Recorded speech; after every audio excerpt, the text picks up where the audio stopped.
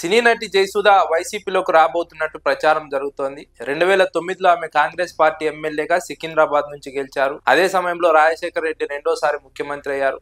ఆ తర్వాత రాజశేఖర రెడ్డి మరణం తర్వాత ఆమె తెలుగుదేశం పార్టీలోకి చేరిపోయింది. తెలుగుదేశం పార్టీ నుంచి 2023లో బీజేపీలోకి వెళ్లిపోయింది. జూబ్లీహిల్స్ ఉప ఎన్నికలో ఆమె పోటీ చేస్తారంటూ ప్రచారం జరిగింది. కానీ మరో అభ్యర్థి రంగంలోకి దిగారు. ఆమె 2009లో ఎమ్మెల్యే అయినా 2009 తర్వాత తెలుగుదేశం పార్టీలోకి చేరిన, ఆ తర్వాత బీజేపీలో చేరిన ఆమె గ్రౌండ్ లెవెల్లో యాక్టివ్గా ఉన్నటువంటి పరిస్థితి లేదు. అదేవిధంగా రాజకీయంగా కూడా యాక్టివ్గా ఉన్నటువంటి పరిస్థితి లేదు. కానీ ఇప్పుడు మళ్ళీ ఏపీలోకి రాబోతున్నారు. ఏపీలో వైసీపీ నుంచి పోటీ చేయబోతున్నారు 2029 ఎన్నికల్లో అన్నది జరుగుతున్నటువంటి ప్రచారం. సినీ నేపథ్యం ఉంది, రాజకీయ నేపథ్యం ఉంది.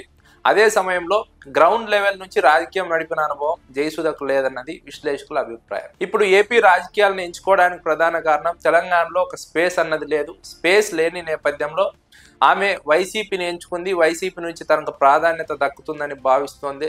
అందుకే ఆమె వైసీపీలోకి రావాలని ప్రయత్నిస్తోంది. వైఎస్ జగన్మోహన్ రెడ్డితో మంతనాలు జరిపేందుకు వైసీపీ కీలక నేతలతో ఇప్పటికే చర్చలు జరిపారు. అయితే వైసీపీ అధిష్టానం ఈ అంశం పైన ఎలాంటి నిర్ణయం తీసుకోలేదు.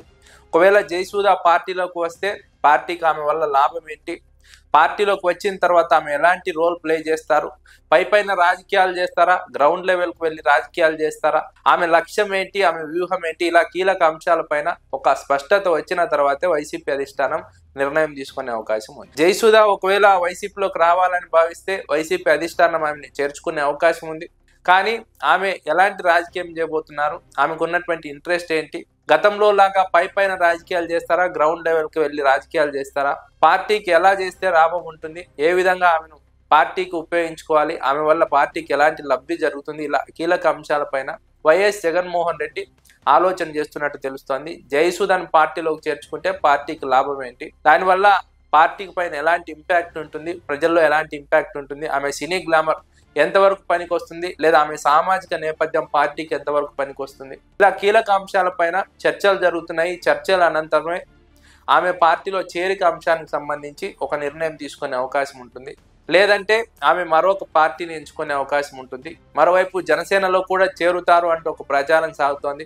జనసేన నేతలతో టచ్లో ఉన్నారని ఒక ప్రచారం సాగుతుంది. కానీ కూటమి ప్రభుత్వం అధికారంలో ఉంది, జనసేనలో తనకు అవకాశం ఉంటుందో ఉండదో అన్న ఒక అనుమానం ఆమెలో ఉంది. అదే సమయంలో వచ్చే ఎన్నికల్లో కూటమి మళ్ళీ అధికారంలోకి వస్తుందన్న నమ్మకం లేదు. కాబట్టి వైసీపీకి వచ్చే ఎన్నికల్లో అధికారంలోకి రావడానికి అన్ని అవకాశాలు ఉన్నాయి. ఈ నేపథ్యంలో వైసీపీలో చేరడం బెటర్. వైసీపీ నుంచి పోటీ చేస్తే గెలవడానికి సులువుగా ఉంటుందని ఆమె భావిస్తున్నారు. అందుకే వైసీపీలోకి రావాలని ప్రయత్నిస్తున్నారు. గతంలో రాజశేఖర రెడ్డితో సన్నిహిత సంబంధాలు ఉండడం, 2009లో ఆమెకు టికెట్ ఇచ్చి సికింద్రాబాద్ నుంచి పోటీ చేయించి రాజశేఖర రెడ్డి ఆ రోజు గెలిపించుకున్నారు.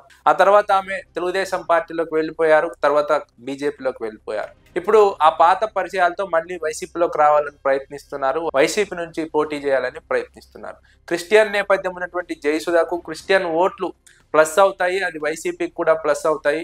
జయసుధ ఒకవేళ ఎన్నికల్లో పోటీ చేస్తే వైసీపీ తరపు నుంచి అది ఖచ్చితంగా వైసీపీకి ప్లస్ అవుతుంది. సినీ గ్లామర్ కూడా వైసీపీకి తోడవుతుందని విశ్లేషకులు భావిస్తున్నారు. అయితే వైసీపీ అధిష్టానం ఈ అంశంపైన ఎలాంటి నిర్ణయం తీసుకుంటుందన్నది కాలమే సమాధానం చెప్పాలి.